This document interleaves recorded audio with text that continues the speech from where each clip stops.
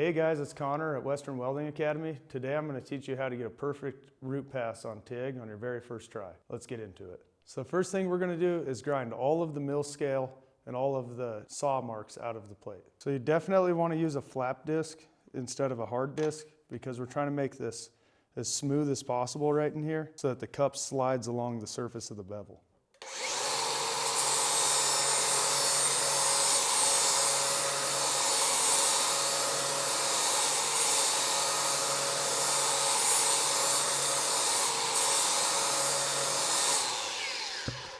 Now that the surface of the bevel is smooth, we want to grind all of the mill scale off the front and off the back of the piece of plate so that that doesn't mess with our wire while we're welding. We don't want any of the mill scale to come into the weld or into the puddle.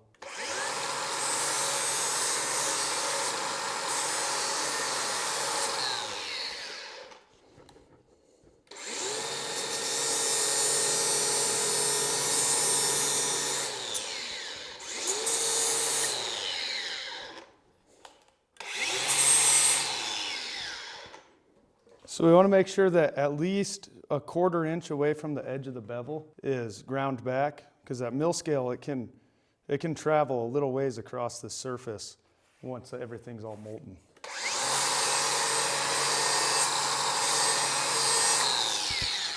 It's super important that the edge of this bevel is a knife edge and there's no landing on it. We definitely don't want, if it's been hit with a hammer or anything like that, that's not going to work. Also, it's very important that it's straight. If it has a little bit of a bow in it, that'll really mess up the weld because our gap has to be just a little bit smaller than 1/8 and a little bit bigger than 3/32 all the way across. So now we just prep up the other plate so it's exactly the same as the first one.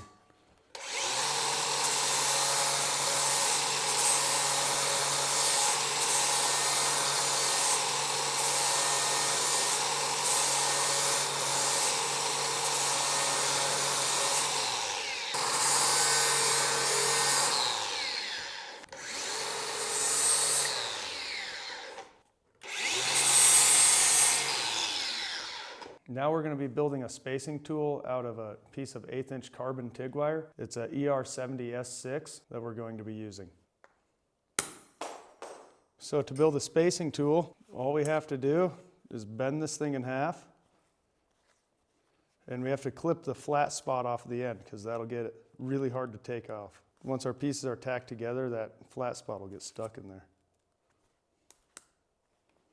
Now we're going to be getting a piece of plate to line up the two beveled plates so that there's no high-low, which is up and down, or any mismatch that comes from twisting when we put the two pieces of plate together. There's a lot of methods to do this, but what's important is that there's air underneath the plate, because if this is sitting on a table, then when we put our root in, it's just going to weld the plate to the table, and that's not what we want.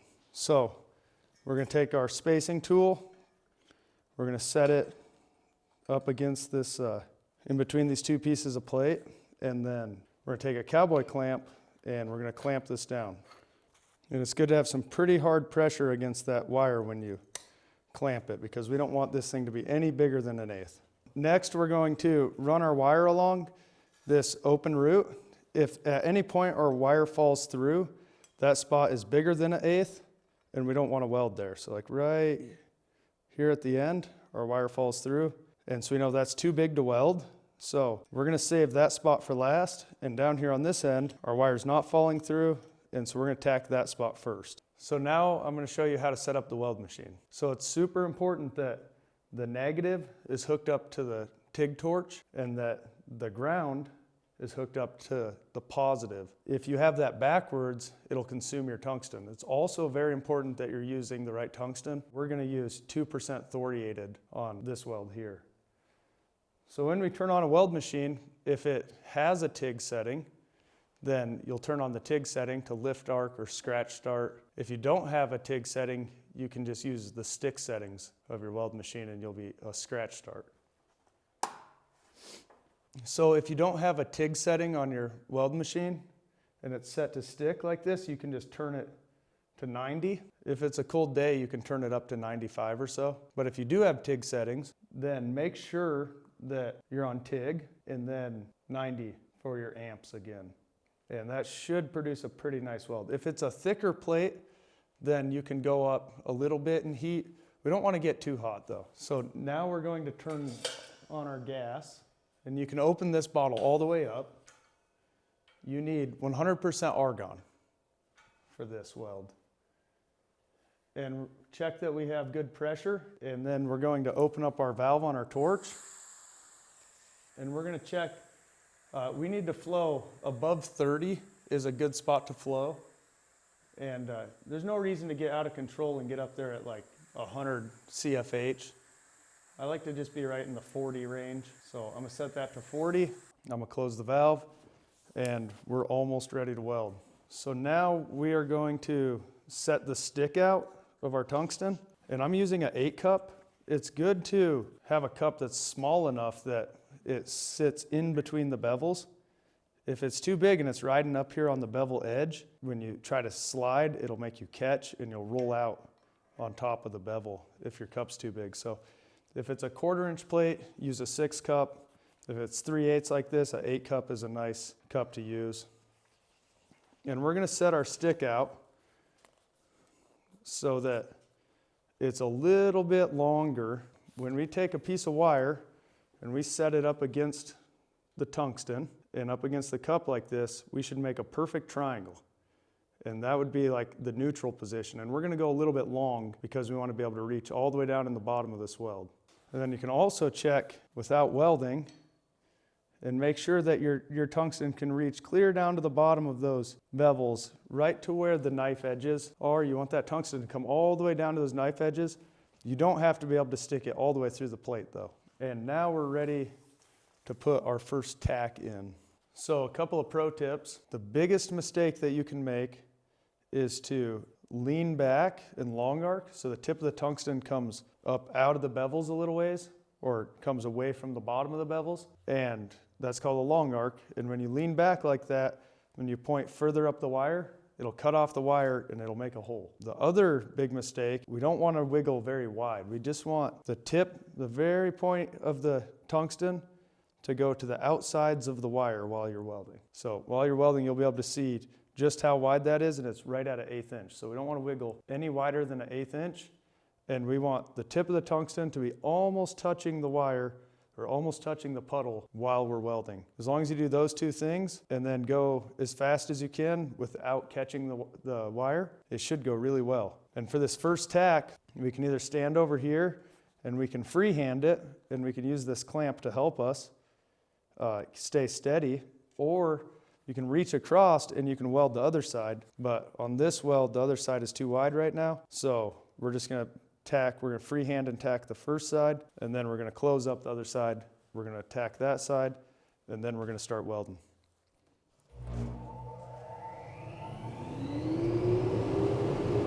So first step, don't forget to turn on the gas. We're just going to lay this wire inside the bevels. I'm going to put a tiny bit of pressure on it so that it doesn't start to flow up out of the bevels, and then I'm going to start welding. Okay, so we want the tungsten and the wire to be 90 degrees from each other. We have the gas on, and we're just going to bump the side of that bevel there, and we're going to cut the wire off, and then we're just going to go in a straight line down the wire. So we cut the wire off, and now I'm just going to go in a straight line down the wire, and now I'm going to come up the bevel, and then I'm going to break off. Okay, so our first tack is in, and it's time to pull our clamp off and tighten up this other side of the bevel so that we can put our second tack in. So to tighten up the bevel, I'm just going to give this thing a little tap until our wire can't fall through anymore. Now it's crucial that every time you use the wire, you clip the burnt end off before you start welding again. That burnt end will have all sorts of nasty stuff in it, and it'll show in your weld. You'll have little deposits of impurities built up inside your weld, and you'll be able to see them on the surface. Okay, for the second tack, right when we get to the end here, we want to pull up just a little bit short. We don't want to drop a huge glob down in this bottom. And when we run out of metal to take the heat, it's going to try to do that. So to strike up, this time I'm just going to flick across my tungsten.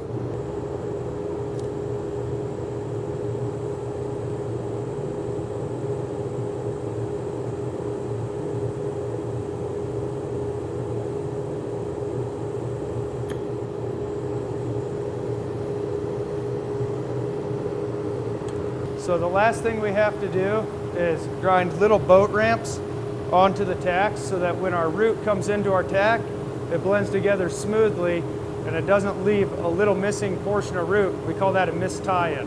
So I'm going to take our spacer out of the back, just the very end of the tack, the insides of the tack, I'm just going to grind them down a little bit. We don't need to go all the way through, just a nice grind that leaves a little pointy edge on it, a nice boat ramp to come up.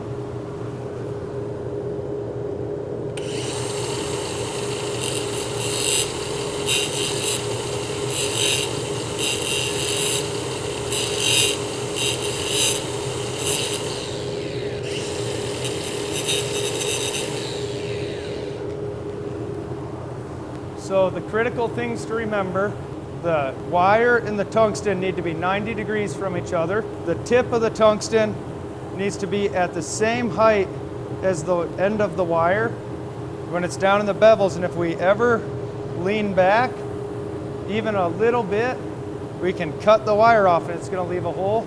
We want to travel at a speed that we're just about to catch the wire, but we don't quite catch it. And we're just going to twist, just like we're twisting a screwdriver. We're going to twist side to side a little bit with this hand so that it slides nicely down the bevels. If you do a little wiggle, like a little shake, and we don't want to go wider than the 1/8 inch wire, so we're only going to go an 1/8 inch side to side, and we're going to wiggle, wiggle, wiggle, wiggle, and we're just like we're twisting a screwdriver, and we're going to take this wire 90 degrees, and we're going to put a little bit of a bend on it. We want that wire jammed down in the bottom. If we twist our hand to one side or the other, sometimes that wire will come up out of the bevels.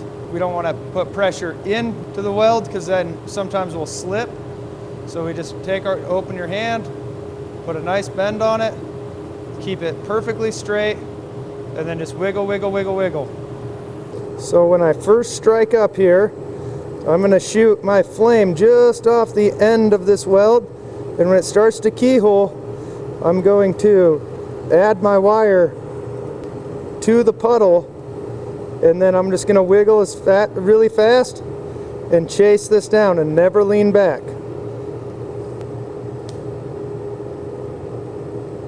Just like that. There's that tie-in. Now we're going to keep that arc nice and tight. We keep that wire nice and high, good pressure on it, and you can see how tight my arc is to that wire. And I just keep wiggling until I see that tack. Usually you can kind of see the tack coming. If you don't see it coming, it's okay. You'll fall off the end of the plate eventually. And have nice hard pressure on that wire. And we just stay just as wide as the wire, and we're going to kind of slow down coming into this tack, a little slow. Now I'm going to pull the wire out, and now remember, I want to come up on that bevel and then break off. Right here in the center of this root pass, there's a line. We call that a pen line, and it's a really good indication. We want to see that while we're welding the root. We don't want to see that on the hot pass. If we flip it over, we have a perfect root. What we're looking for is it's free from any straight lines where we missed one bevel or the other bevel. It's all above flush. None of it is drooping or inconsistent. It's just a nice straight, slightly mounded line that goes down the plate. We didn't dip our tungsten, and our tie-ins are good. So that's how you do a perfect root pass on your first try. Thank you for watching. I hope this video is helpful. If you want to learn more or learn from the best, go to applytoweld.com, and we'll see you here.